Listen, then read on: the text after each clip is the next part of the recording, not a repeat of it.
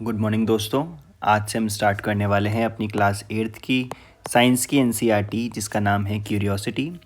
Syllabus बदला है class 8th का, इसीलिए अब से आपको क्यूरियोसिटी नाम की किताब पढ़नी पड़ेगी जो क्लास 8th के लिए है साइंस की।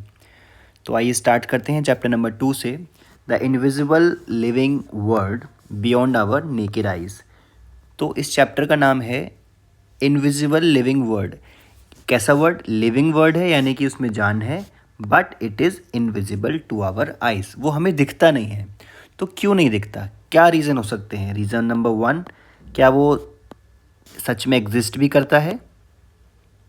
नंबर 2, एग्जिस्ट करता है बट हम उसको देख नहीं पाते अपनी नेकेड आइज से।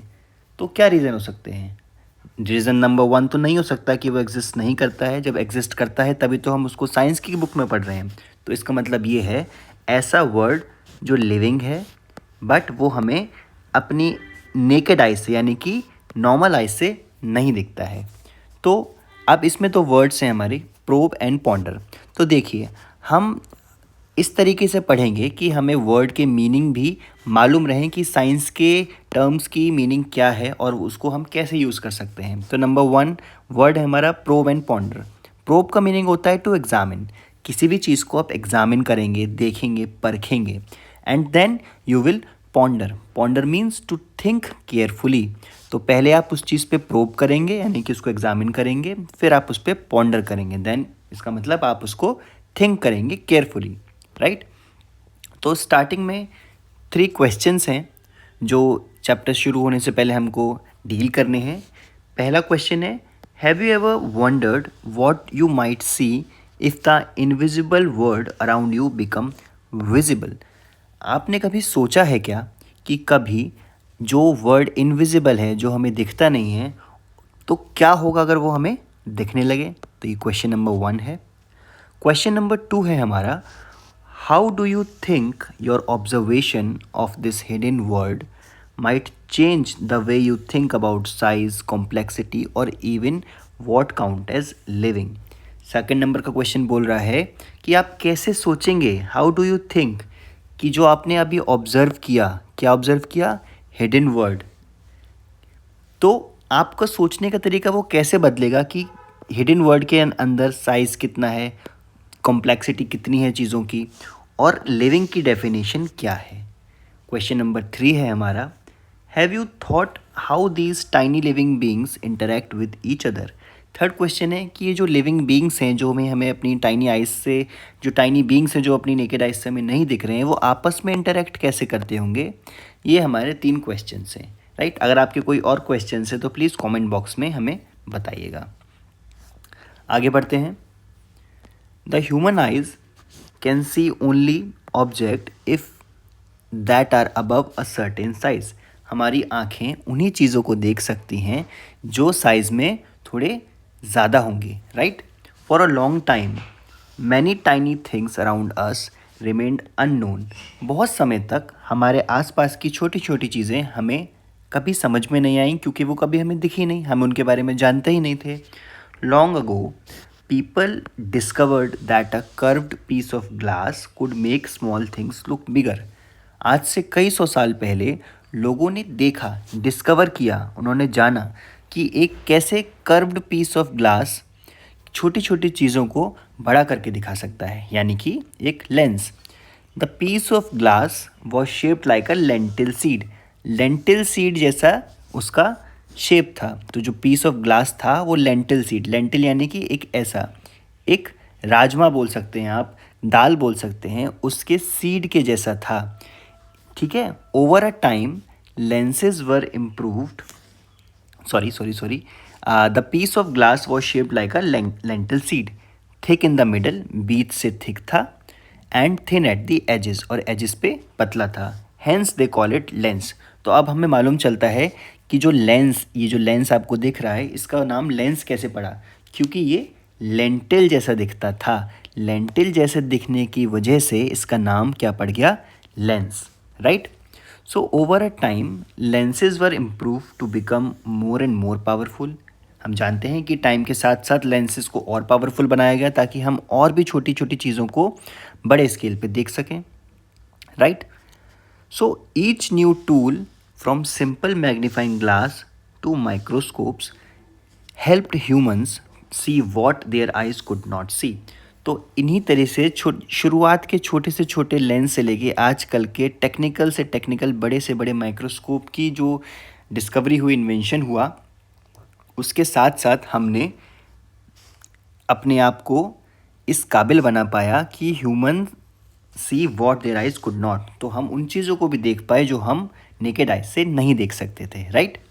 The invention of the microscope opened a fascinating hidden world filled with tiny living creatures. तो जैसे ही हमने इन्वेंशन किया किसका, माइक्रोस्कोप का, उसी के साथ हमने देखना शुरू करा कि कैसे एक हिडन वर्ल्ड है जो अभी तक हमें नेकेड आइज से नहीं देख पा रहा था, वो कितना फैसिनेटिंग यानी कि कितना ज़्यादा एक्साइटिंग है, right. Then we will explore some of these life forms in this chapter. और हम इसी फैसिनेटिंग हिडन वर्ल्ड के कुछ लाइफ फॉर्म्स को इस चैप्टर में डील करेंगे, right. Then you have already learned about the amazing variety of living beings. Just look around. There are so many beautiful plants and animals. They are of all shapes, sizes and colors. हम देखते हैं कि कैसे हमारे आसपास की जो biodiversity है उसमें कितने प्लांट्स हैं, एनिमल्स हैं, सबके शेप्स अलग हैं, सबके साइजेस अलग हैं, सबके कलर्स भी अलग हैं। Some living beings are tiny, कुछ छोटे हैं, while others are really big, और कुछ बहुत बड़े हैं। फॉर एग्जाम्पल आंट कितनी छोटी होती है एक चींटी, और एक एलिफेंट कितना बड़ा होता है। They differ not only in their structure but also in many other features. वो सिर्फ अपने स्ट्रक्चर में ही डिफरेंस नहीं दिखाते हैं, उनके कई फीचर्स भी अलग होते हैं। फॉर एग्जाम्पल एक बर्ड उड़ सकती है, एक मंकी ट्री पे चढ़ सकता है। तो कितनी सारी डाइवर्सिटी है चीज़ों में, कितनी अलग अलग चीज़ें हमारे सामने हमें दिखती हैं। All these living beings whether plants और एनिमल्स आर कॉल्ड ऑर्गेनिजम्स। और इन सारे लिविंग बींग्स को, जिनमें जान है, जिनके अंदर लाइफ है, चाहे वो प्लांट्स हों चाहे वो एनिमल्स हों, इनको हम बोलते हैं ऑर्गेनिज्म। ठीक है बच्चों। Then have you ever noticed the smallest organism around you that is visible to the naked eye? आपने कभी देखा है कि सबसे छोटी चीज़ आपको क्या दिख सकती है? थिंक अबाउट इट, सोचिए और कॉमेंट में बताइए।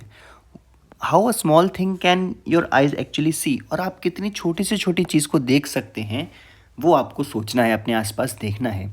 Then you might have seen some people using reading glasses. आपने देखा होगा कि आपके फादर या फिर आपके अंकल, ग्रैंडफादर चीज़ों को पढ़ने के लिए कैसे चश्मे लगाते हैं, ग्लासेस लगाते हैं। How does it help them to see better? और what happens when we use a magnifying glass to observe something? तो क्या होता है उस ग्लास को लगाने से? तो हम देखते हैं, हम ऑब्ज़र्व करते हैं कि उस चीज़ में क्या बदलाव आया। तो ऑब्ज़र्व करते हैं, चलिए। Let's take a round bottom flask. आप एक ग्लास लेंगे, ठीक है, एक ग्लास लेंगे जो कि ग्लास का होगा, कांच का होगा, जैसे कि आपको इसमें दिख रहा है, यहाँ पे ये ग्लास है, राइट। आप उसके माउथ को बंद कर देंगे कॉर्क से, और अब आप उसके अंदर पानी भरेंगे, और अब आप देखेंगे कि कैसे उसके लेटर्स जो आपको बुक में दिख रहे हैं वो बड़े अपीयर करेंगे आपको। आप देख सकते हैं क्या लिखा है, antibodies, body of microbe, weekend and healthy. तो हमने क्या बना लिया? हमने एक लेंस बना लिया। हमने एक फ्लास्क लिया, एक ग्लास लिया, उसमें हमने वाटर पोर किया। वाटर पोर करने के बाद हमने उसके नीचे बुक रखी। अब हमने यहाँ से आइस से नीचे देखा तो वो हमें क्या दिखा? मैग्नीफाइड दिखा, बड़ा दिखा, ठीक है। Do you notice something interesting? The letters appear larger. जो लेटर्स हैं वो बड़े दिख रहे हैं when we see them through the flask, जब हमने ग्लास के अंदर से देखा। This happens because the flask filled with water acts like a magnifying glass. क्योंकि जो पानी भरा है इस ग्लास के अंदर, इसने कैसा एक्ट किया? इसने एक्ट किया एक मैग्नीफाइंग ग्लास के जैसा। Now use a real magnifying glass to look at small organism. अब हम कैसे देखना चाहेंगे कि हम एक सच का मैग्नीफाइंग ग्लास लेंगे, ठीक है, और उसके अंदर हम देखेंगे कि कैसे एक छोटी सी आंट हमें बड़ी होकर दिखाई देती है, right. Were you able to see the details of its body more clearly? तो आपको घर पे होमवर्क है, आप एक मैग्नीफाइंग ग्लास लेंगे और आप देखेंगे चींटी को, आपको देखेंगे कि आपको कितनी बड़ी दिख रही है, आप उसके क्या पार्ट्स देख पा रहे हैं, कैसा है उसका structure. But please do not hurt the ant in this experiment. Then For a long time, people were curious to explore the tiny organisms around them, but they could not see them with their naked eyes. हम जानते हैं कि बहुत time तक लोगों ने देखने की कोशिश की बट वो उनको देख नहीं पाते थे. So how did we finally discover the invisible world? तो हमने कैसे एक इनविजिबल वर्ल्ड को डिस्कवर करा? Do you know which scientific discovery helped us to see the tiny world for the first time? तो हम सब जानते हैं कि कैसे एक माइक्रोस्कोप की डिस्कवरी के बाद हमने उस वर्ड को देखना स्टार्ट किया. तो अब देखते हैं उसकी डिस्कवरी. तो ये बात है 1665 की. Scientist name Robert Hooke. तो 1665 में एक साइंटिस्ट थे मिस्टर रॉबर्ट हुक. उन्होंने एक बुक पब्लिश करी माइक्रोग्राफिया. ठीक है. He was a careful observer. वो बहुत केयरफुली चीज़ों को ऑब्जर्व करते थे. And he was a skilled artist. और बहुत ही अच्छी ड्राइंग्स बनाते थे वो. In this book, he showed detailed drawings of tiny things that people had never seen before. तो इस बुक में उन्होंने क्या किया? डिटेल्ड ड्राइंग्स बनाई ऐसी चीज़ों की जो आज तक किसी ने अपनी आँखों से नहीं देखा था. और उन्होंने वो ड्राइंग्स कैसे बनाई? तो ही यूज्ड माइक्रोस्कोप. तो उन्होंने किसका इस्तेमाल किया? उन्होंने इस्तेमाल किया एक माइक्रोस्कोप का. His microscope made things look 200 to 300 times bigger. उनके माइक्रोस्कोप ने उन छोटी छोटी चीज़ों को 200 से 300 टाइम्स तक बड़ा करके दिखाया उनकी आइज़ को, जो कि हमारी नेकेड आइज़ यानी कि अनएडेड आइज़ बिना माइक्रोस्कोप के कभी नहीं देख सकती थी. One day he looked at a thin slice of cork. Cork क्या होता है? देखिए, कॉर्क होता है एक लकड़ी का पीस जो आपके बॉटल्स के ऊपर उनको बंद करने के लिए इस्तेमाल किया जाता है, सील पैक करने के लिए. वो किसका बना होता है? वो बना होता है लकड़ी का, यानी कि आपके वुड का. तो उन्होंने उस कॉर्क के ऊपर के स्लाइड को बहुत हल्के से काटा, थिन स्लाइस लिया उसका कॉर्क का, और क्या किया उन्होंने? उसको देखा. It was made of many small empty spaces. वो बहुत स्मॉल एम्प्टी स्पेसिस का बना हुआ था. These compartment reminded him of a honeycomb. और ऐसे कंपार्टमेंट देखने के बाद, ये देखिए, ऐसे कंपार्टमेंट देखने के बाद उनको याद आया कि यार ये तो मैंने कहीं पहले देखा है. ये तो मुझे मधुमक्खी के छत्ते जैसा दिख रहा है. ये तो हनी कॉम्ब जैसा दिख रहा है.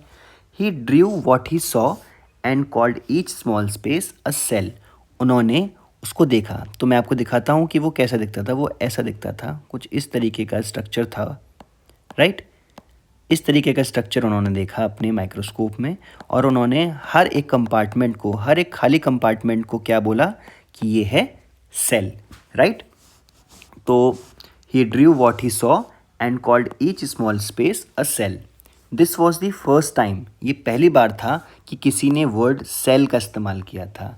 It was used in science. पहली बार किसी ने साइंस में एक वर्ड का इस्तेमाल किया, एक खाली एम्प्टी स्पेस को देख के, जिसका नाम उन्होंने रखा cell. Right. And he describe the cell as the basic unit of life. अब उसी के सेम टाइम के आसपास, 1660s के आसपास, एंटोनी वॉन लीवेनहुक, ये साइंटिस्ट का नाम है, एक डच साइंटिस्ट हैं.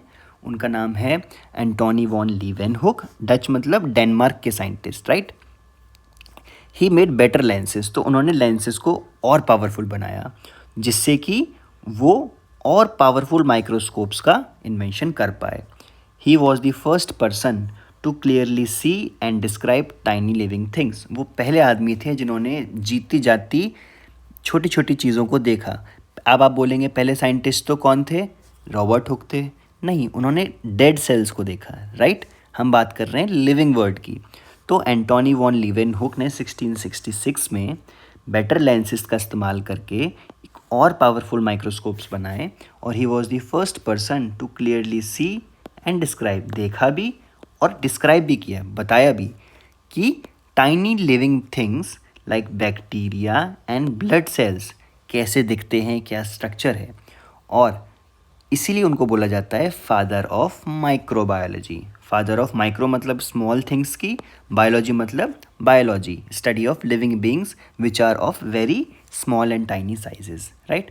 तो अब हम देखते हैं. तो ये हमारे रॉबर्ट हुक की बुक है जिसका नाम है माइक्रोग्राफिया. ठीक है. देन ये माइक्रोग्राफिया बुक है. B is microscope of Robert Hooke. ये रॉबर्ट हुक साहब का माइक्रोस्कोप है. ठीक है। ये देखिए यहाँ पे उन्होंने कुछ सामान रखा और यहाँ पे उनकी आई थी, उन्होंने यहाँ से देखा, ठीक। यहाँ से उस कैंडल इस्तेमाल करते थे जिससे लाइट आती थी, और उन्होंने कॉर्क सेल माइक्रोग्राफिया में कैसे दिखते हैं उनका स्ट्रक्चर बनाया, ठीक है। ठीक है, अब एक्टिविटी देखते हैं। Let's study a cell. अब इसकी एक्टिविटी को आपको टीचर के सामने करना है। हम टाइम लगेगा तो हम आपको इसकी वीडियो भी बना के दिखाएंगे। तो आपको क्या करना है, अनियन बल्ब लेना है, यानी कि आपको प्याज लेना है अपने किचन से मम्मी से पूछ के, और अपने पेरेंट्स की गाइडेंस में ही करना है अगर आप घर पे कर रहे हैं, और टीचर्स की गाइडेंस में करना है अगर आप स्कूल में कर रहे हैं। तो आपको किसी बड़े की हेल्प से अनियन बल्ब को काट लेना है वर्टिकली 2 पीसेज में। Take 1 piece of onion and pull out the thin transparent layer from its inner surface with the help of forceps। तो आप forceps की हेल्प से उसके थिन पार्ट को बाहर निकालेंगे। This layer is called the onion पील। आप उसके छिलके को बाहर निकाल लेंगे। फिर आप क्या करेंगे, आप इसको एक petri dish, this is called the petri dish, right, these are the petri dish. अब आप इस पील को, जैसे कि आप देख सकते हैं, अनियन पील को पेट्री डिश में रखेंगे और उसके ऊपर सेफ्रेनिन डालेंगे। सेफ्रेनिन क्या होता है, एक रेड कलर्ड स्ट्रेन होता है। हम क्यों डाल रहे हैं, क्योंकि हम सेल्स देखेंगे जो उसमें कोई खुद का कलर नहीं है। हम जब इसके अंदर सेफ्रेनिन या फिर कोई भी कलर का स्ट्रेन डालेंगे तो उससे हम देख पाएंगे कि उसमें एक्चुअल उसका स्ट्रक्चर कैसा है। This will give a pinkish colour to the cell and help us to see them clearly, right. Then with the help of thin brush transfer the onion peel to another petri dish. अब आप इसको उठा के किसी दूसरी petri dish पे डालेंगे, containing water to rinse the peel and remove extra stain. आप उसके एक्स्ट्रा स्टेन को हटा देंगे। उसके बाद आप क्या करेंगे, now carefully place the stained onion peel on the glass slide using the thin brush ensuring it does not break और फोल्ड। आप उसको ग्लास पे रख देंगे। किसके ग्लास पे, माइक्रोस्कोप के ग्लास पे। अब आप इस पर थोड़ा सा ग्लिसरीन डालेंगे। ग्लिसरीन क्यों डालेंगे, आप ग्लिसरीन इसलिए डालेंगे ताकि वो ड्राई ना हो जाए, राइट। देन आप इसके ऊपर एक कवर स्लिप डालेंगे जिससे कि ये पूरा सील पैक हो जाए, जैसे कि इस वाले डायग्राम में है। देन कवर स्लिप को डालने के बाद आप उसको माइक्रोस्कोप के ऊपर रख देंगे। अब आप ब्लोटिंग पेपर का इस्तेमाल करेंगे। ब्लोटिंग पेपर ऐसा पेपर होता है जो एक्स्ट्रा मॉइस्चर को एब्जॉर्ब कर लेता है। ब्लोटिंग पेपर आप साइड से लगाएंगे और इसके मॉइस्चर को एब्जॉर्ब कर लेंगे आप। देन अब आप इसको 45 डिग्री पे कवर स्लिप रखने के बाद आप माइक्रोस्कोप के अंदर देखेंगे तो आपको कुछ ऐसा स्ट्रक्चर दिखाई देगा। These are the cells of the onion peel. ये अनियन पील के सेल्स हैं, कुछ इस तरीके से आपको दिख रहे हैं ब्रिक वॉल जैसे। तो ये इसमें सेल वॉल है, ये सेल मेम्ब्रेन है, ये न्यूक्लियस है, ये साइटोप्लाज्म। इसके बारे में हम आप आगे पढ़ेंगे। Then you will observe nearly rectangular structures under the microscope. आपको कुछ ऐसा ब्रिक वॉल जैसा स्ट्रक्चर दिखेगा which are closely arranged without any space between them. Then we will try to observe the peels of the leaves of different plant. अब आप अलग अलग plants के, आप तुलसी का पत्ता ले सकते हैं, आप कोई भी प्लांट का पत्ता ले सकते हैं। देन यू विल सी कि सेल्स किस तरीके के होते हैं, किस चीज़ के बने होते हैं। अब आपको क्या लगता है कि एनिमल सेल भी क्या ऐसा ही होगा क्या? अभी तो हमने प्लांट सेल की बात की, एनिमल सेल भी ऐसा हो सकता है क्या? तो we will see animal cell कैसा होता है। Now let us investigate. अब हम इन्वेस्टिगेट करते हैं कि एनिमल सेल कैसा होता है। तो ये थोड़ा सा एक्सपेरिमेंट आपको टीचर्स की स्ट्रिक्ट गाइडेंस के अंदर ही करना है अपने स्कूल में, और हम आपको यूट्यूब पे भी करके दिखाएंगे। तो आपको क्या करना है, आपको साफ़ वाटर से अपने मुंह को धो लेना है, कुल्ला कर लेना है, ठीक है। You will rinse your mouth. Then use a blunt end of a clean toothpick. एक टूथपिक से आप अपने चीक के अंदर के पार्ट को निकालेंगे, खाल को निकालेंगे, पील को निकालेंगे और उसको ग्लास पे रखेंगे। ग्लास पे रखने के बाद सेम आपको फॉलो करना है। अब आपको सैफ्रन की जगह ब्लू कलर्ड स्टेन डालना है, मिथाइलिन ब्लू। और सब कुछ करने के बाद 1 मिनट रखने के बाद आप उस पर ग्लिसरीन लगाएंगे, ब्लॉटिंग पेपर लगाएंगे। देन आप उसको रखेंगे माइक्रोस्कोप के अंदर। And what will you observe? You will observe cells of your cheek, mount of a human cheek cell. Humans are also animals, right? What do you observe? You will observe a polygon, different shape का, right? Polygon shaped structure. These are cheek cells which form the inner lining of your mouth, जो आपके mouth की inner lining form करते हैं। आपको क्या similarities दिखी इनके अंदर? यहाँ पे भी एक सेल मेम्ब्रेन है, यहाँ पे भी न्यूक्लियस है, यहाँ पे भी साइटोप्लाज्म है, राइट? तो you have observe that cells have 3 main parts. कौन कौन से? एक थिन आउटर लाइनिंग जिसको हम बोलते हैं क्या? Cell membrane. Small round structure inside it, ये क्या है? इसका न्यूक्लियस है जिसको हम बोलते हैं command centre of the cell. आगे हम इसके बारे में और डिटेल में पढ़ेंगे. Round structure in the middle is called the nucleus. Outer layer is called the central cell membrane. And inner fluid जो भरा है ये जो लिक्विड है इसको हम बोलते हैं साइटोप्लाज्म. राइट. तो nucleus is filled with cytoplasm. These are cell membrane, cytoplasm and nucleus are the basic parts of a cell. Some cells like onion peel have an extra outer layer called the cell wall. तो plant cell में एक extra layer होती है जिसको हम बोलते हैं cell wall. उसके अंदर सेल होता है. तो सेल वॉल का काम क्या होता है? प्लांट सेल को रिजिडिटी प्रोवाइड करना, हार्डनेस, थिकनेस प्रोवाइड करना और स्ट्रक्चर प्रोवाइड करना. What is the importance of this structure called cell wall in a cell? So the cell membranes encloses the cytoplasm and nucleus. The cell membrane separates one cell from different cell. It is a porous and allows entry of material essential for life processes and the exit of waste material.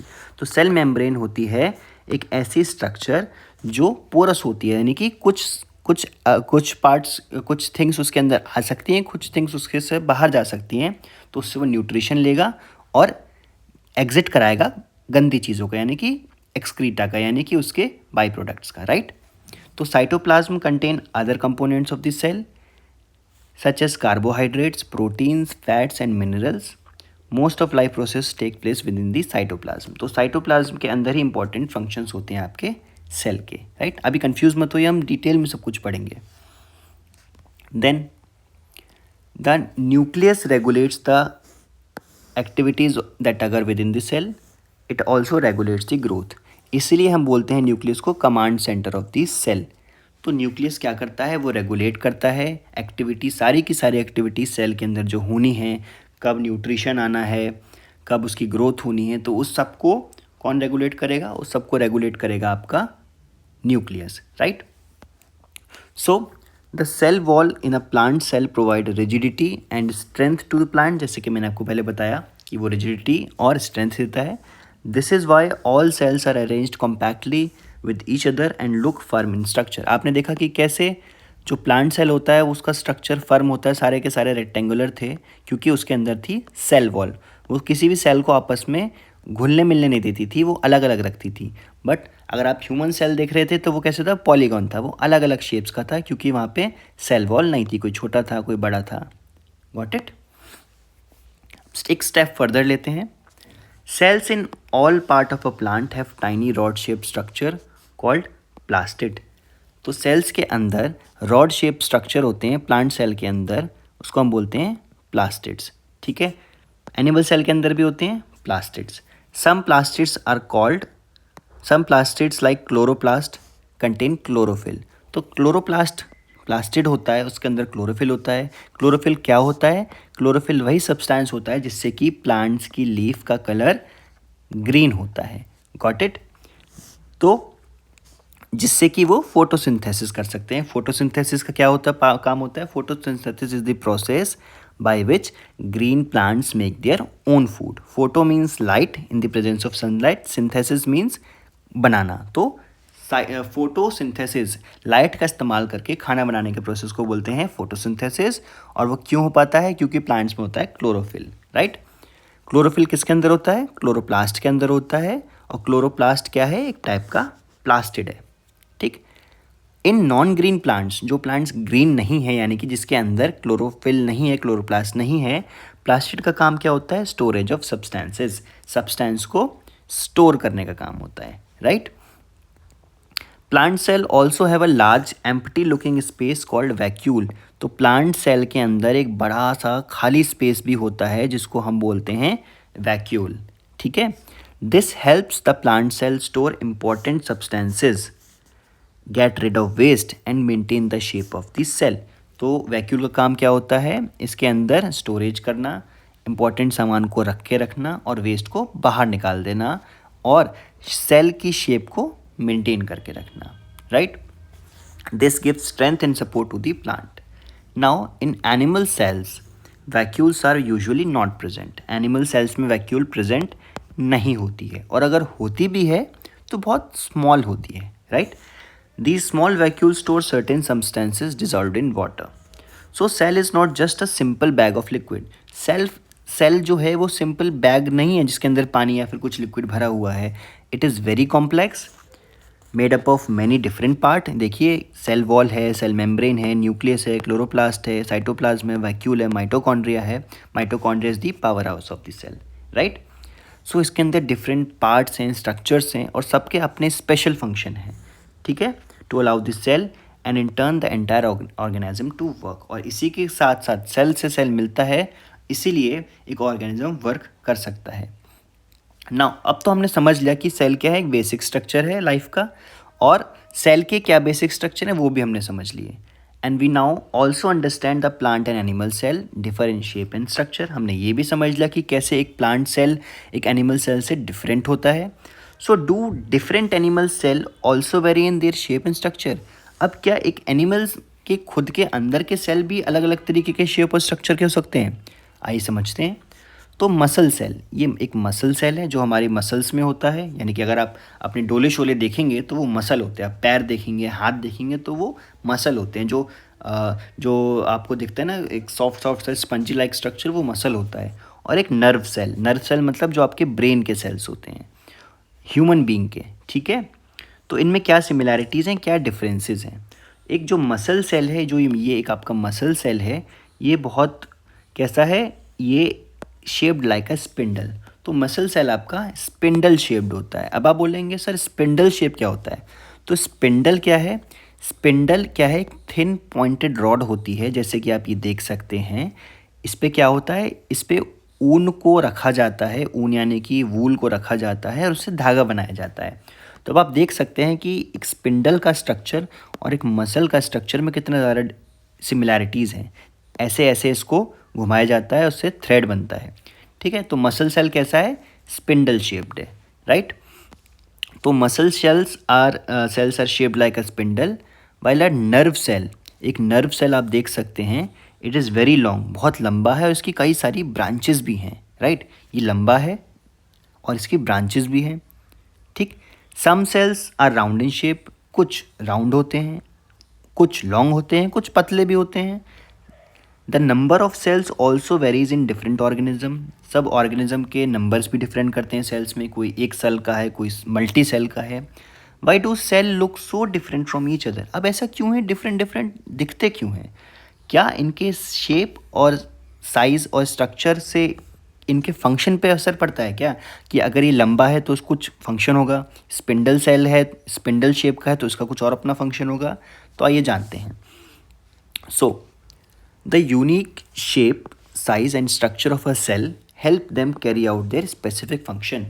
तो जो unique shape है हमारे cell का, unique size है, unique structure है, तो ये help करता है सेल को उनके फंक्शन को परफॉर्म करने में. बट कैसे, आइए जानते हैं. सो हमने पिछली एक्टिविटी में देखा कि कैसे inner cheek cells are thin और फ्लैट हैं. वो थिन है, फ्लैट हैं, तो वो क्या काम कर रहे हैं, तो वो प्रोटेक्टिव लाइनिंग का फंक्शन कर रहे हैं. Protected lining on the inner surface of the cheek, तो चीक को प्रोटेक्ट कर रहे हैं. नर्व सेल हमने कैसे देखा, न्यूरॉन्स बोलते हैं, वो बहुत लंबे थे, बहुत ब्रांच थे, उनके अलग अलग ब्रांचेस थी. तो क्या काम करते हैं, carry messages in our body, तो बॉडी में मैसेज ले जाते हैं. इलोंगेटेड शेप है उनका, ब्रांच स्ट्रक्चर है, तो उनको हेल्प करता है डिफरेंट पार्ट ऑफ बॉडी में इंफॉर्मेशन पहुंचाने में क्विकली, ठीक. सिमिलरली हमने देखा plant cell also show variation, उनमें भी कुछ डिफरेंस है. प्लांट सेल के अंदर कुछ रेक्टेंगुलर हो सकते हैं, कुछ इलोंगेटेड हो सकते हैं, कुछ ओवल हो सकते हैं, कुछ ट्यूब लाइक भी हो सकते हैं. Some plant cell form long tubes that help carry water throughout the plant. अब दो प्लांट सेल होते हैं, जाइलम XYLEM एंड फ्लोएम, ठीक है. तो ये प्लांट सेल हैं, जाइलम एंड फ्लोएम, ठीक. तो इनका काम क्या होता है, इनका काम होता है कि फूड और वाटर को प्लांट के अंदर लेके आना और लेके जाना, ठीक. हमने क्लास 7th में ऑलरेडी पढ़ा है डाइजेस्टिव सिस्टम के बारे में. So different part of the digestive system are made up of different type of sales.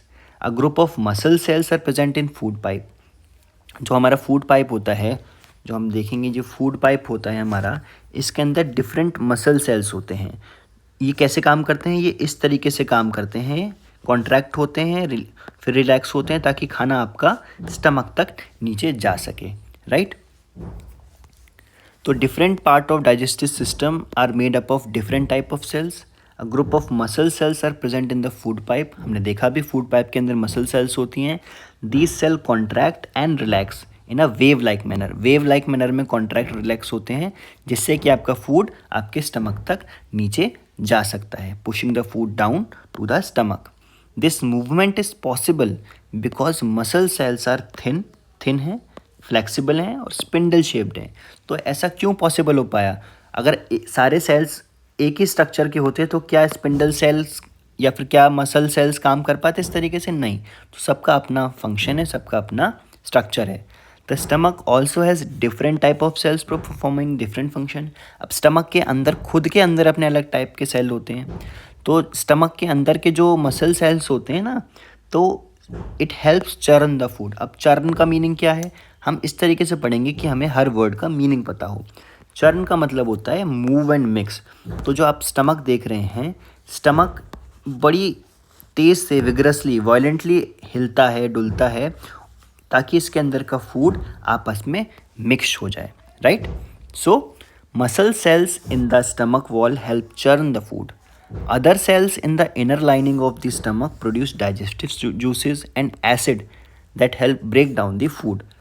All these cells work together to make digestion possible.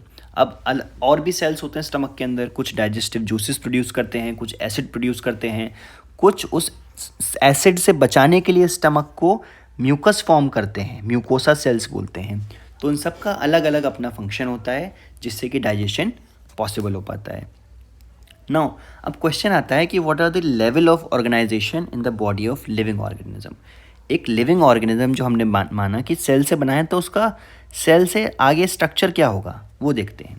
The body of a living organism is organise in a complex way. ये बहुत ही complex way में organise होती है. Cell is the basic unit of life, हम समझ चुके.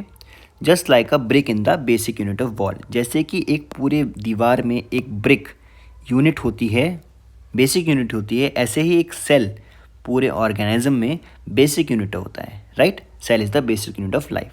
अ group of similar cells, cell से सेल मिलेगा. A group of similar cells form a type of tissue. अब एक तरीके के सेल्स मिलके बनाते हैं tissues, right. Different tissues are organise to form a organ. अलग अलग टिश्यूज़ जैसे कि आपके मसल हो गए, आपके अलग तरीके के डाइजेस्टिव जूसेस निकालने वाले हो गए, एसिड निकालने वाले टिश्यूज़ हो गए, वो मिलके बनाते हैं एक ऑर्गन को, राइट. सो सेल से बना different same size same type of cell मिलके बनाते हैं टिश्यू, राइट. डिफरेंट टिश्यूज़ मिलके बनाते हैं एक ऑर्गन.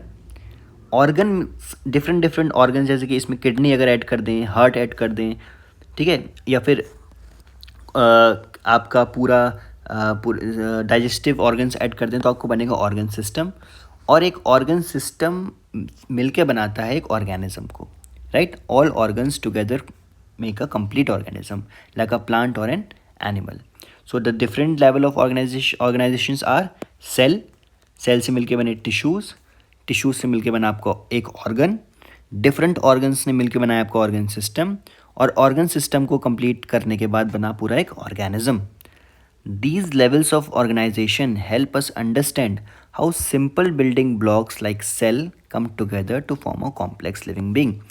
इससे हमें मालूम चलता है कि एक सेल से लेकर के एक ऑर्गेनिज्म तक बनने में कितना ज़्यादा कॉम्प्लेक्स स्ट्रक्चर है. The life of a complex living organism begins with a single cell. तो जो लाइफ होती है एक कॉम्प्लेक्स लिविंग ऑर्गेनिज्म की, वो कहाँ से बनती है? एक सिंगल सेल से बनती है, एग से. The egg of any organism has an amazing ability to divide repeatedly to form a complete living being made up of many cells. और उसी एक सेल में इतनी पावर होती है कि वो एक सेल से मल्टी सेलुलर ऑर्गेनिज्म बने और क्या पूरा ऑर्गेनिज्म बना दे, right. Animals including humans and plants are examples of multicellular organism. Humans हो गए, प्लांट्स हो गए, ये क्या है? Multicellular organism. Got it. आगे बढ़ते हैं.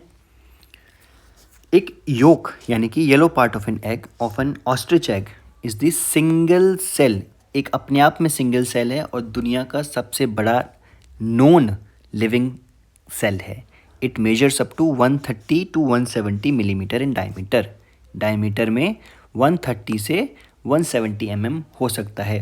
The egg contains extra non cellular material, जैसे कि एक शेल, आउटर शेल प्रोटेक्शन के लिए, क्योंकि इतने हाइट से गिरता है इसका अंडा कि वो टूट ना जाए। देन वाइट लिक्विड, जो लिक्विड इसके अंदर है, albumin, it nourishes the cell during the continued development. अब देखते हैं कि माइक्रो ऑर्गेनिजम्स क्या होते हैं। तो ये वर्ड माइक्रो का मीनिंग क्या होता है? माइक्रो या मैक्रो? माइक्रो का मतलब होता है स्मॉल स्केल लुकिंग, किसी भी चीज़ को आप बहुत स्मॉल स्केल पे देख रहे हैं। इसका अपोजिट होता है मैक्रो, यानी कि large scale view, right? So word by word पढ़ेंगे हम इसको ब्रेक डाउन करके। Some living organism are made up of just one or very few cells. हमने अभी देखा कि कैसे एक एनिमल में तो बहुत सारे सेल हैं, लेकिन वो क्या एक सेल जिंदा रह सकता है अपने आप में? उसकी अपनी एग्जिस्टेंस है? नहीं। लेकिन माइक्रो ऑर्गेनिज्म में क्या होता है, एक या फिर कुछ सेल्स मिलके एक पूरा का पूरा लिविंग ऑर्गेनिज्म बना देते हैं। इसको बोलते हैं micro organism. They are so small that they can not be seen with the naked eyes. इतने छोटे होते हैं कि हम उनको अपनी नेकेड आइज से नहीं देख सकते हैं। These are called the microorganism, right? Some microorganisms like bacteria and amoeba are made up of just one cell. एक ही सेल के होते हैं, इसलिए उनको बोलते हैं यूनिसेल्युलर। यूनि मीन्स वन, ठीक? एक सेल के बने होते हैं। कौन? Bacteria and amoeba.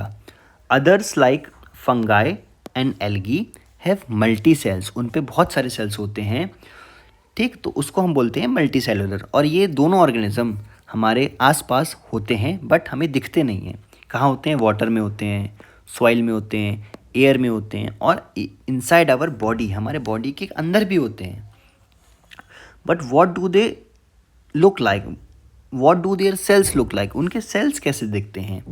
Are they like the plant cell or animal cell जो हमने अभी देखा, या वो कुछ अलग ही दिखते हैं? तो उनको ऑब्जर्व करने के लिए, to observe the cells of a micro organism, we need to use a microscope. हमें अब माइक्रोस्कोप का इस्तेमाल फिर से करना होगा, जिससे कि हम मैग्नीफाई कर पाएँ उनके साइज़ को और वो उनको हम देख पाएँ। Scientist have also created a low cost and foldable paper microscope. Scientist ने एक स्मॉल स्केल पे देखने के लिए फोल्डेबल माइक्रोस्कोप बनाया है, इसको बोलते हैं fold scope. Fold scope may not be able to provide the same level of details like high powered laboratory microscopes। वो हमको इतना डिटेल में तो नहीं दिखा पाएंगे, लेकिन हाँ कुछ हद तक हमें वो एक्सेसिबल कर देंगे कि हम माइक्रोस्कोपिक वर्ड को अपनी आंखों से देख सकें। सो एक एक्टिविटी है नेक्स्ट, आपको पॉन्ड के या फिर स्टेगनेंट रुके हुए वाटर को देखना है। तो आपको कंटेनर लेना है, उसमें आपको पॉन्ड या फिर स्टेगनेंट वाटर को पोर करना है with the help of your teacher और एल्डर्स। ध्यान रखिए वो आपके बॉडी में ना जाने पाए, आप उसको पी ना लें, आपके मुंह पे ना जाने पाए, क्योंकि उसके अंदर बैक्टीरिया हो सकते हैं जो आपको बीमार कर सकते हैं। Now use a dropper and place a drop of pond और stagnant water on to the microscope. अब आप उस जिसमें लेके आए पानी, उसको निकाल के आप एक माइक्रोस्कोप के अंदर रखिए। नाउ ऑब्जर्व करिए कि आपको क्या दिखा। अब आपको क्या दिखेगा? आपको दिखेंगे ऑर्गेनिज्म, बैक्टीरिया, फंगाई, वायरसेस, आपको ये सब दिखेगा उसके अंदर। अब सॉइल सस्पेंशन को देखते हैं। सॉइल सस्पेंशन क्या होता है? आप एक मिट्टी को लेके आइए और उसको आप पानी में भरिए ग्लास के अंदर, मिट्टी प्लस वाटर, तो और कुछ देर को आप उसको रख देंगे तो वो बनेगा soil suspension. Take a beaker, यानी कि ग्लास लीजिए आप, and collect some moist soil in it from the nearby field or garden. आपको गार्डन से कुछ मॉइस्ट सॉइल लेनी है। अब आपको उसको टच नहीं करना है, very important, do not touch the soil with your bare hands, use a spoon और gloves. Then pour some water into it. आप उस मिट्टी के अंदर आप कुछ वाटर को पोर कर दीजिए and stir it with glass rod. अब ग्लास की रॉड से आप उसको ज़ोर ज़ोर से घुमाइए ताकि सब कुछ मिल जाए। कुछ आपको पानी जो आपने लिक्विड डाला है आपको डर्टी दिखेगा, फाइन पार्टिकल्स भी होंगे, और इसी को हम बोलते हैं सॉइल सस्पेंशन। अब आप इसको कुछ टाइम के लिए रख दीजिए ताकि ये सेटल हो जाए। तब आप देखेंगे कि मिट्टी नीचे बैठ जाएगी और पानी जो थोड़ा सा मिट्टी के कलर का होगा वो ऊपर आ जाएगा। अब आपको उसी पानी में से एक ड्रॉप लेनी है और आपको स्लाइड पे रखनी है टॉप लेयर को, और आपको माइक्रोस्कोप के अंदर देखना है। अब आप उसको कवर कर देंगे और आप उसको ध्यान से देखेंगे। अब आप देखेंगे स्मॉल मूविंग ऑर्गेनिज्म, जिंदा ऑर्गेनिज्म है, वो मूव कर रहे हैं, राइट? वो हिल डुल रहे हैं। It indicates that soil suspension contains a variety of tiny creatures that can not be seen with our unaided eyes. तो इसका मतलब ये है कि सॉइल के अंदर भी ऐसे ऑर्गेनिज्म होते हैं जिनको हम अपनी आइज के से नहीं देख सकते बिना माइक्रोस्कोप के, राइट। और इनको हम बोलते हैं क्या, microbes. Now let us study. A group of students studying in grade 8 performed activity 2.4 and 2.5, यानी कि वाटर वाली और सॉइल वाली। They collected information from the library and internet. उन्होंने देखा क्या होता है, अपनी टीचर की हेल्प से पूछा कि क्या होता है। उन्होंने कुछ ऑर्गेनिज्म का डायग्राम भी बनाया। अब देखते हैं, ये है अमीबा। ये एक प्रोटोजोन होता है, हम आगे पढ़ेंगे। ये सिंगल सेल्ड है, मूव कर रहा था और इरेगुलर शेप का था, इसका कोई खुद का शेप नहीं था, राइट। देन ये हो गया अमीबा, हमने फर्स्ट देखा। सेकंड हमने देखा बच्चों ने पैरामीशियम, ये भी प्रोटोजोआ है। आगे देखेंगे क्या होता है प्रोटोजोआ। ये भी सिंगल सेल है, एक ही सेल है, देख सकते हैं एक ही सेल है ये, इसमें भी एक ही सेल है। Moves from one place to another, घूम रहा था। Movement take place with the help of specialise structure. तो इसमें स्ट्रक्चर होते हैं छोटे छोटे जो इसको मूव करने में हेल्प करते हैं। देन हमने देखी एल्गी, ये भी सिंगल सेल्ड थी। ये हमें ग्रीन दिखी, क्यों ग्रीन दिखी मुझे कमेंट में बताइए। क्योंकि इसके अंदर क्या है, ग्रीन पिगमेंट है जिसका नाम क्या है, chlorophyll, right. It also moves, ये भी हिल रही थी with the help of the structure, tentacles जैसे स्ट्रक्चर से ये मूव कर रही थी। आगे देखते हैं कि बच्चों ने क्या देखा। आगे देखा बच्चों ने ब्रेड मोल्ड। जो आपने कभी देखा है कि घर में ब्रेड के ऊपर फफूंद सी लग जाती है, मोल्ड निकल आता है, ग्रीन ग्रीन कलर का है, ब्राउन ब्राउन कलर का, उसको बोलते हैं ब्रेड मोल्ड। ये होती है फंगाई। एक ब्रांच फिलामेंट थी, ब्रांच थे उसके विदाउट क्लोरोफिल, उसके अंदर क्लोरोफिल नहीं था और सैक लाइक स्ट्रक्चर थे इस तरीके से, जिसके अंदर उसके पोर्स भरे हुए थे। आगे देखा मोल्ड, सिंपल मोल्ड देखा, ये भी फंगाई है। इसमें ब्रांच्ड फिलामेंट्स थे, इसके अंदर भी क्लोरोफिल नहीं था और इसमें ब्रश लाइक स्ट्रक्चर्स थे। नेक्स्ट हमने देखा एल्गी देखी, स्फेरिकल थी, इसके अंदर क्लोरोफिल था क्योंकि ये ग्रीन कलर की दिख रही थी, यानी कि खुद का फूड बना सकती है, ये एल्गी थी। नेक्स्ट देखा बच्चों ने बैक्टीरिया देखा, जो स्फेरिकल भी थे, कुछ कॉमा शेप थे, कुछ स्पाइरल थे, कुछ रॉड शेप थे, लॉन्ग हेयर लाइक स्ट्रक्चर थे। तो ये बच्चों ने देखा बैक्टीरिया। अब do you also observe any of the micro organism. आप स्कूल की लेबोरेटरी में जाके देखिए कि आपने भी ऐसा देखा और आप अपनी नोटबुक में उसको रिकॉर्ड कीजिएगा। हमें कमेंट सेक्शन में बताइएगा कि आपने क्या क्या देखा। तो हम जब भी देखेंगे तो हमें अपने आसपास हर जगह के माइक्रो ऑर्गेनिज्म दिखेंगे। We can only see them with the help of microscope. Microscope क्या होता है, एक ऐसी डिवाइस है जो आपकी आसपास की चीज़ों को 100 to 400 टाइम्स बड़ा करके दिखाती है। Through micro organisms, though micro organisms are small in size, they play an important role in our life. अब वो हम देखेंगे आगे इसके कंटिन्यूशन वीडियो में। ये पार्ट 1 था। पार्ट 1 में हमने देखा कि कैसे होते हैं माइक्रो ऑर्गेनिज्म, कैसे होते हैं सेल्स। साथ साथ हम देखेंगे वायरसेस। वायरसेस क्या होते हैं, ये भी माइक्रो ऑर्गेनिज्म होते हैं, लेकिन ये ए सेलुलर होते हैं। ए सेलुलर क्या होते हैं, ए सेलुलर होते हैं जिनका खुद का सेल नहीं होता है या होता है, या आप मुझे बताएंगे कमेंट सेक्शन में। अभी हम वर्ड यूज़ करेंगे A cellular. Viruses multiply when they enter a living cell. वो तभी बढ़ते हैं जब वो किसी लिविंग सेल के अंदर जाते हैं। तो आप सोच सकते हैं कि शायद से कभी कभी ये डेड भी है, कभी कभी ये लिविंग भी है। तो ये भी सोचने वाली बात है, इस पर भी आप पॉन्डर कीजिए और इन्वेस्टिगेट कीजिए कि ऐसा क्यों है। They may infect plant, animal और bacterial cell and may cause a disease also, right. तो हम आगे देखेंगे कि how we are connected to microbes, क्या क्या इसका होता है नेक्स्ट चैप्टर में। टिल देन आपका कोई भी क्वेश्चन हो, कुछ भी हो, please do ask in the comment section. कोई भी इशू हो, एंड प्लीज़ अपने दोस्तों के साथ भी ये वीडियो शेयर कीजिए। ये मैंने बहुत डिटेल में क्लास 8th के हिसाब से बनाई है, इससे आपको बहुत ही हेल्प मिलेगी अपने स्कूल्स के लिए। So please do like, share and subscribe to our channel. Thank you.